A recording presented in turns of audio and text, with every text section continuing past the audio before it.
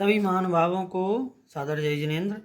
और आज हम 72वें नंबर के श्लोक को पढ़ने जा रहे हैं। और इस श्लोक में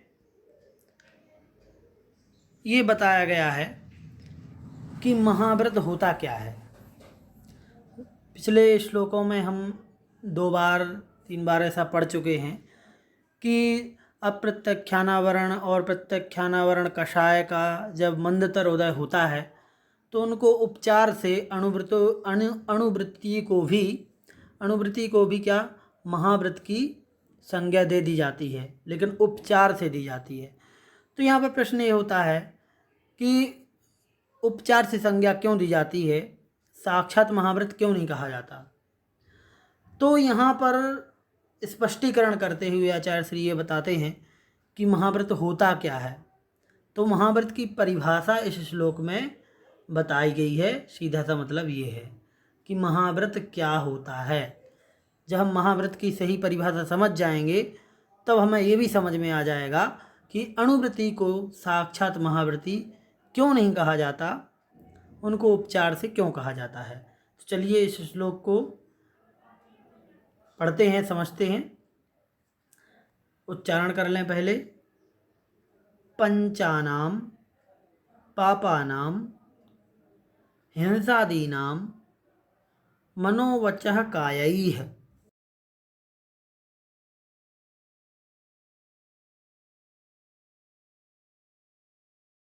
अस्तु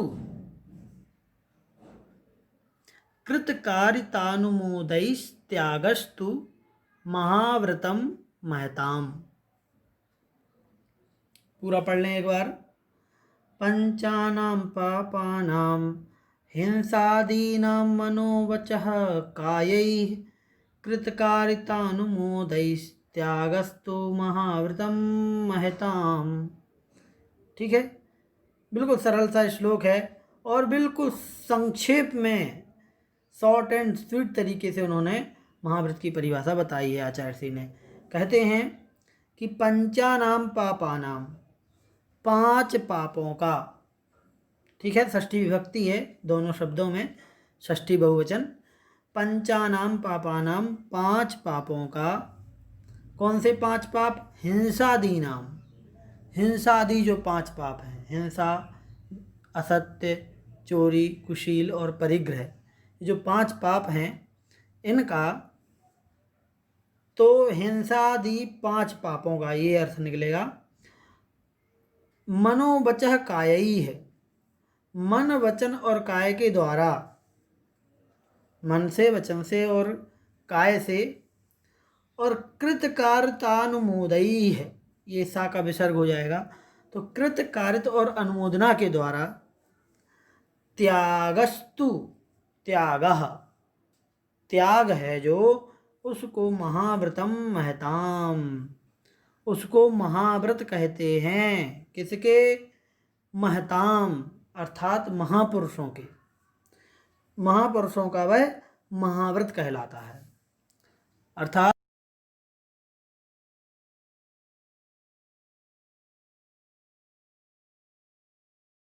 उनका मन वचन काय और कृतकारित अनुमोदना, ये 9 कोटियां होती हैं। इन 9 कोटियों से जब त्याग कर दिया जाता है पूरी तरीके से, तो उसको महाव्रत कहा जाता है। ठीक है, तो अणुव्रत में हम एक देश त्याग करते हैं पापों का, स्थूल त्याग करते हैं, स्थूल हिंसा, स्थूल असत्य, स्थूल चोरी, स्थूल कुशील, स्थूल परिग्रह। उसमें कुछ गृहस्थ अवस्था के परिप्रेक्ष्य में कुछ रह जाता है बाकी, जिसे गृहस्थ अपने गृहस्थ जीवन को चलाने के लिए वो करता है, इसलिए वह महाव्रती नहीं अणुव्रती कहलाता है। और महाव्रत में कोई छूट नहीं होती है, 5 पापों का पूरी तरीके से त्याग करना पड़ता है। अब समझते हैं, टीका में कुछ और विशेष बात लिखी है, उसको भी समझ लेते हैं। देखिए, महच्चा तत्व्रतं चेति महाव्रतम, क्या कहते हैं? इस विग्रह के अनुसार जो महान हैं व्रत, महान व्रतों को महाव्रत कहते हैं, उत्कृष्ट हैं उन्हें महाव्रत कहते हैं। क्या कहते हैं? संसार के अधिकांश प्राणियों की प्रवृत्ति हिंसादि 5 पापों में हो रही है और उसके कारण वे पाप कर्मों का बंद करके इसी संसार में भ्रमण करते रहते हैं। अधिकांश लोग तो 5 पापों में ही लगे हुए हैं, लेकिन कुछ ही प्राणी हैं जो इन हिंसादि कार्यों को पाप समझकर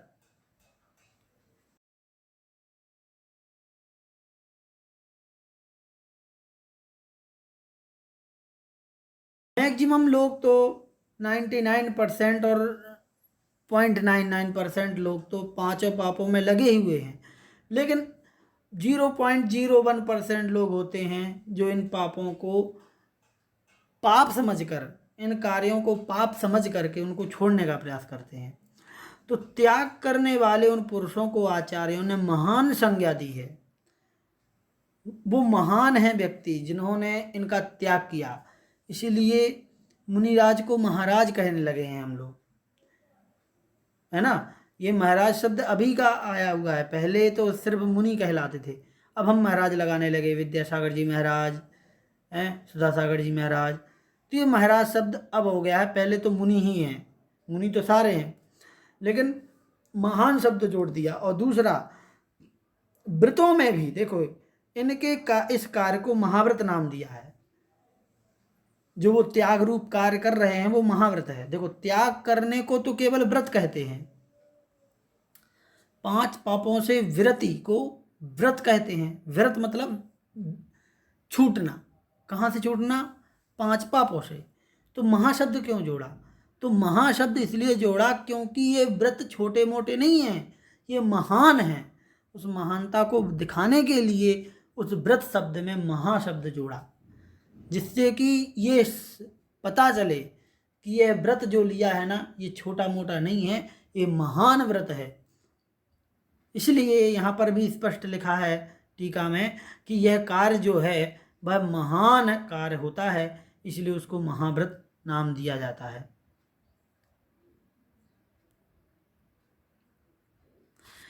उसे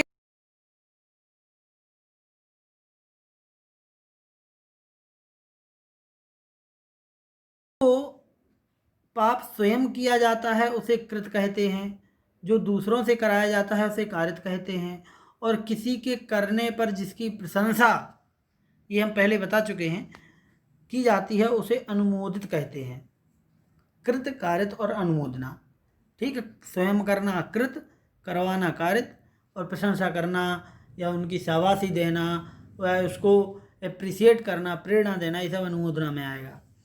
और इन तीनों कार्य मन से, वचन से और काया से होते हैं, इसलिए कुल मिलाकर के 9 प्रकार की कोटियां हो जाती हैं, ठीक।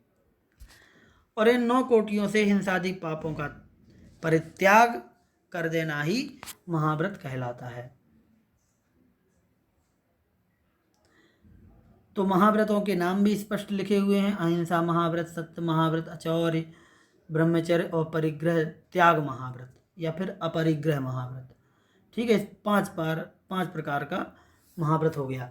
इसका प्रारंभ प्रमत्त संयत नामक छठे गुण स्थान से होता है। इस चीज़ को आप नोट कर लीजिए, बिल्कुल याद रख लीजिए कि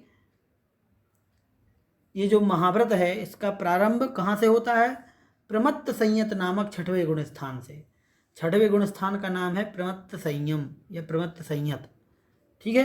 तो प्रमत्त संयत नामक जो छठवां गुण स्थान है वहीं से महाव्रत प्रारंभ होते हैं, उसके पहले नहीं। इसके पूर्व क्या होता है? तो इसके पूर्व जो पंचम गुण स्थान है उनको अणुव्रत कहते हैं, जिनकी चर्चा हम कर रहे हैं लगातार, उसी के बीच में ये महाव्रत का टॉपिक आ गया है। इसके पूर्ववर्ती जो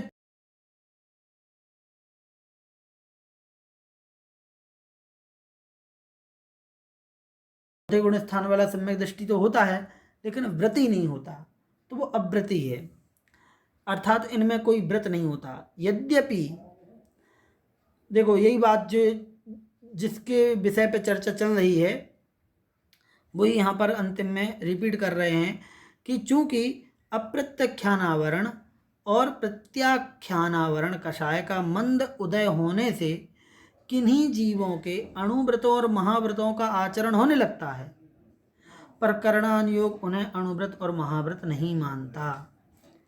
कहने का तात्पर्य यह है कि आज जो मुनिराज हमें दिखाई दे रहे हैं, इसका मतलब ये नहीं समझना चाहिए कि वो सारे के सारे छठे गुण स्थान वाले हैं। वो पहले गुण स्थान वाले भी हो सकते हैं, चौथे वाले भी हो सकते हैं, पांचवें वाले भी हो सकते हैं, कोई भी हो सकते हैं, लेकिन द्रव्य से वो मुनि हैं।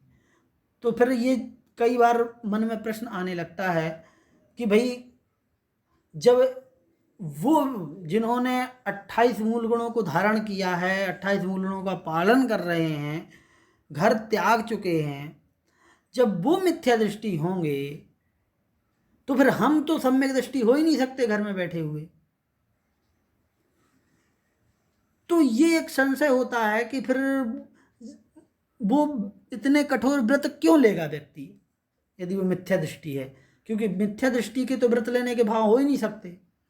तो वही चीज यहाँ पर बताई जा रही है कि जब अप्रत्यख्यानावरण और प्रत्यख्यानावरण कषाय जब मंद उदय होने लगती हैं, तो फिर वो जीव क्या करते हैं, अणुव्रतों और महाव्रतों का आचरण करने लगते हैं, उनको बाहर से पालन करने लगते हैं।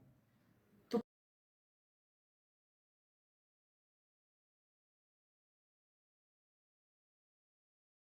उपसम 6 उपसम जब होगा तभी वो द्रव्य से मुनि का वेश धारण करेंगे। वो कषायों की मंदता में भी मुनि व्रत धारण कर सकते हैं, लेकिन करणानुयोग की अपेक्षा से वो महाव्रती कहलाएंगे नहीं। हम जरूर उनको महाव्रती कहेंगे, क्योंकि हमें नहीं पता कि उनकी कषायों में मंदता है या फिर उपसम 6 उपसम है। हम मुनिराज को केवल द्रव्य से समझते हैं, द्रव्य से वो मुनिराज हैं और 28 मूल गुणों का सही रूप से पालन कर रहे हैं, तो हमारे लिए वो पूज्य हैं और हमारे लिए तो महाव्रती ही हैं, और हम महाव्रती मान करके ही उनकी पूजा अर्चना करते हैं। लेकिन उनके अंतरंग की कषायों में मंदता है या उदय है या अभाव है, ये करणानुयोग का विषय है। तो हमें अपने तरीके से उनकी अर्चना पूजन करना है, और उनका कर्मों का क्षय उनके अंतरंग की जो परिणाम है, जो उनका उपसम 6 उपसम है, उसके द्वारा होगा। तो हम दोनों अपना अपना काम करते रहें, यही हमारा कर्तव्य है। चलिए आज की इस कक्षा को यहीं पे समाप्त करते हैं। जय जिनेंद्र।